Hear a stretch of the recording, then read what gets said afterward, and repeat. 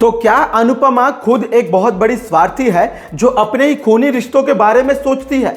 तोशु, पाखी, बापूजी, बा इन्हीं लोगों के साथ फिर गोल घुमा के रह रही है। इतने उथल पुथल हो चुके, अनुपमा की जिंदगी में इतने उतार चढ़ाव आ चुके। अनुपमा ने जिंदगी के सबसे बड़े बड़े दुख झेले, लेकिन गोल घुमा के सब चीजों को सहने के बाद, तानों को सहते हुए फिर भी आज उसी कृष्ण कुंज पे इन्हीं लोगों के साथ क्यों रह रही है? और अनुपमा की ऐसी क्या मजबूरी है जो इनके साथ रहना पड़ रहा है? या यूं कहें कि अनुपमा वाकई खुददार है जो आद्या और अनुज को खो चुकी है और बार बार उन्हें ढूंढती है और बार बार फिर उन्हें खो देती है। क्या अनुपमा की जिंदगी का यही मकसद है कि चीजों को समेटते जाएगी और फिर चीजें जब बिगड़ती जाएंगी तो फिर अपने आशा परिवार या यूं कहें कि शाह भवन वालों के साथ रहना शुरू करेगी? यानी कुल मिला के दोस्तों, अनुपमा की जिंदगी का कोई ऐसा मकसद नजर नहीं आ रहा जिसमें यह कहा जा सके कि अनुपमा आखिरकार करना क्या चाहती है।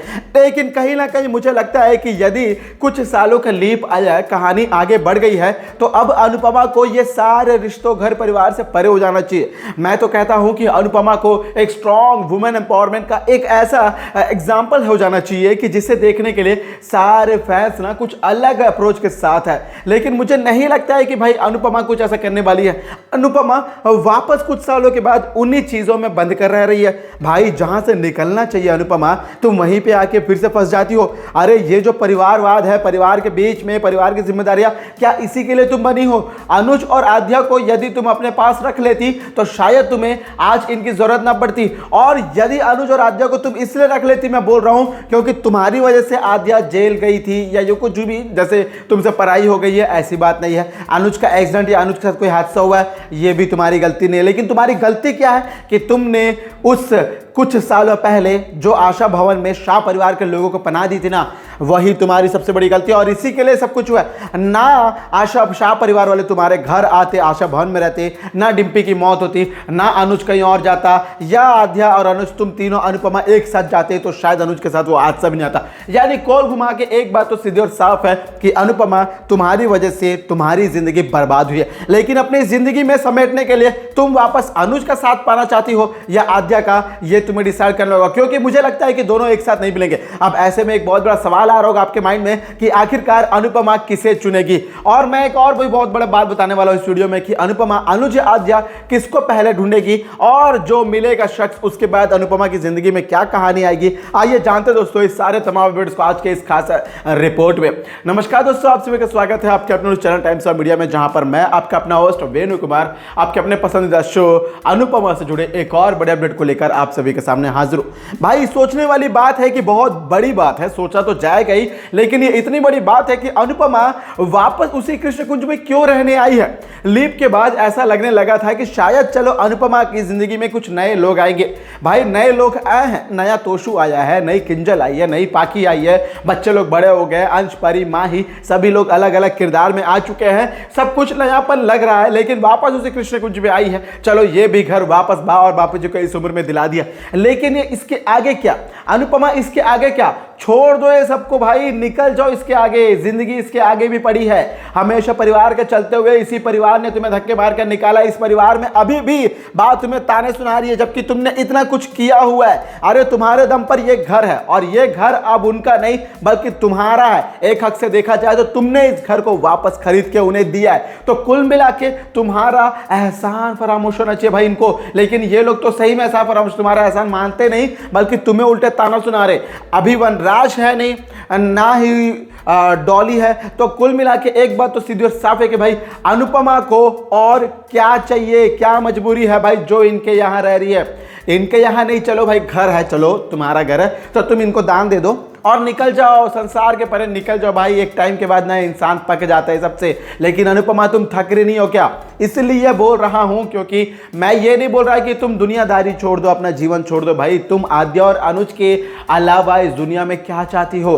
तुम्हारा कुछ और बचा है क्या जो तुम किसी और के लिए जी रही हो? अरे कब तक ये तोशु पाखी इन्हीं लोग को झेलते रहोगी जो लोग तुम्हें पल पल डसते हैं, ताने मारते, फिर भी इतने सालों तक फिर से इनके साथ क्यों रह रही हो? मुझे तो ये समझ में नहीं आता। और मेकर्स क्या दिखाना चाहते हैं कि एक औरत या एक स्त्री जो रहती है वो पूरी जिंदगी भर सिर्फ झेलने के लिए रहती है। भाई इन चीजों को कितना बढ़ावा चढ़ावा किया जा रहा है भाई।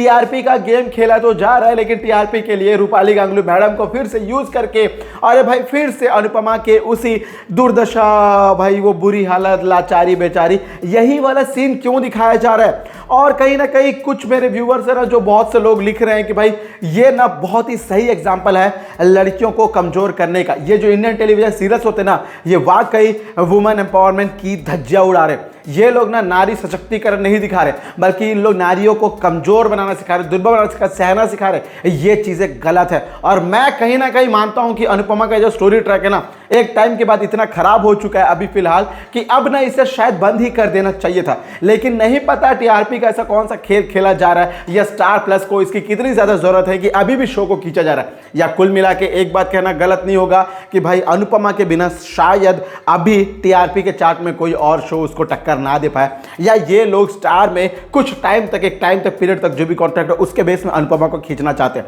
लेकिन यकीन मानिए अनुपमा के इस कहानी में, इस शो में अब कुछ कहानी नहीं बची है।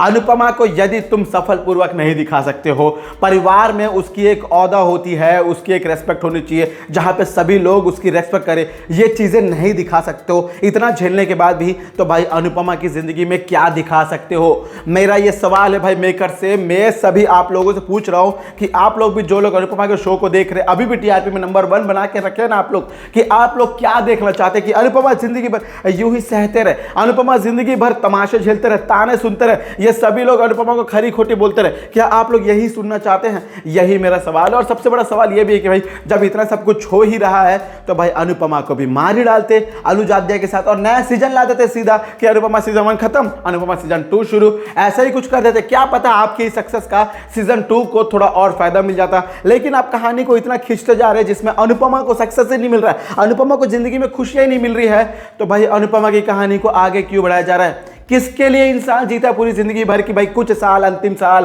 कभी तो अपने बीवी बच्चों, कभी परिवार के साथ हंसी खुशी बिता सको, खुशियां समेट सको। पूरी जिंदगी भर तो हम लोग यही इसी चक्कर में लगे रहते कि भाई हम अपने बुढ़ापे के दिन अच्छे से जिएंगे, जवानी वगैरह सब कुछ दांव पे लगाते हैं पूरे लोग। तो भाई अनुपमा तो वो भी नहीं कर रही है। भाई अनुपमा के कुछ सालों के लीप आ गए, अनुपमा पोती है, अनुपमा दादी बन चुकी है, उन लोग बच्चे लोग बड़े हो चुके हैं, उनके खुद के बच्चे लोग इतने बड़े हो चुके हैं, सभी लोग खुश है, सभी लोग अपने ठाट बाट से बापू जी है, सभी लोग।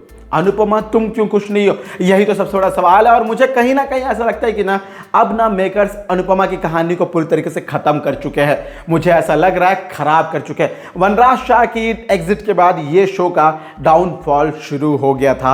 ये माने या ना माने, ये बात सच है। अब वापस मेकर्स कितनी बड़ी क्रिएटिव टीम लाते हैं, कितने नए अप्रोच लाते हैं, ये तो इनका कमाल होगा। ये बेशक ही कह सकते हैं कि भाई इनके पास टीम तो है, बहुत ही बढ़िया और बहुत ही अच्छी टीम है, इन्हें पता है कि कहां से क्या चीजें दिखानी है, और इसी के लिए इन चीजों को खींचा जा रहा है। लेकिन यकीन मानिए एक हद तक ही एक चीजों को देखा जा सकता है, या एक हद तक ही एक चीजों को सहा जा सकता है। अनुपमा के साथ हो रहे दुख को, अनुपमा के साथ हो रहे प्रताड़ना को कोई कब तक झेलेगा? यानी कुल मिला के मैं ये कहना, मतलब मेरा ये कहना गलत नहीं होगा कि अनुपमा की जिंदगी में खुशियां लाओ, अनुपमा को एक ठाट बाट बॉस की तरह दिखाओ, अनुपमा को ऐसा दिखाओ कि वो सफल हुई है, तो शायद व्यूवर्स देखना चाहेंगे और आगे शो के साथ बढ़ना चाहेंगे। आपकी क्या ओपिनियन इसके बारे में जरूर बताइएगा। और दोस्तों अनुपमा ने सबसे पहले दोस्तों आद्या को ही ढूंढेगी, क्योंकि अब अनुज का किरदार खत्म हो चुका है। और मैंने आपको पहले ही बता दिया कि भाई अनुज शायद अब शो में कंटिन्यू नहीं करेंगे, यानी हमारे गौरव खन्ना आगे नहीं बढ़ेंगे, ऐसा मेरा मानना है।